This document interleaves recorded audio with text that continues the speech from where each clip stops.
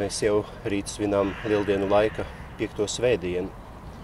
Evaņģēlijā, kad mēs lasām, Jēzus bieži vien sevi salīdzina, sakot, es esmu durvis, es esmu avju kūts. Pagājušā svētdienā Jēzus teica, es esmu labais gans. Šajā svētdienā mēs evaņģēlijā lasām, Jēzus saka, es esmu vīna koks, un jūs esat vīna koka zari. Un šī līdzība, šis salīdzinājums parāda to, ka Jēzus mūs aicina uz attiecībām, lai mēs cieši turētos pie viņa, ka mēs vieni paši nespējam, bet ja mēs turamies pie Jēzus, tad mēs varam nest savā dzīvē daudz augļu.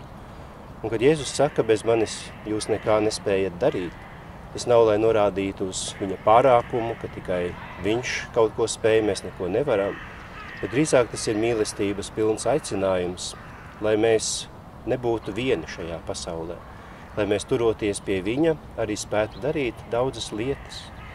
Un galvenā lieta, uz ko Jēzus mūs aicina šajā svētdienā, lai mēs savā dzīvē nestu daudz augļu.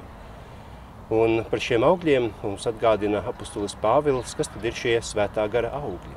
Ir mīlestība, prieks, labestība, pacietība, lēnprātība. Tas viss labais, ko mēs paši gribam piedzīvot un arī, ko mēs vēlamies sagaidīt no citiem cilvēkiem. Un tad šīs attiecības ar Jēzu, turoties pie vīna koka, kā zari pie stumbra, tad arī mēs varēsim savā dzīvē to visu īstenot. Varēsim atļaut, lai Jēzus mums palīdz. Zari paši par sevi augļus nenes, pie koka turoties, tie spēj nest augļus, tie spēj augt, tie spēj būt dzīvi. Un tāpat arī mūsu dzīvē, kad ne tikai turoties pie Dieva, ejot šo ceļu, arī mēs varam piepildīt to, ko Jēzus mūs aicina, un arī būt savā dzīvē laimīgi.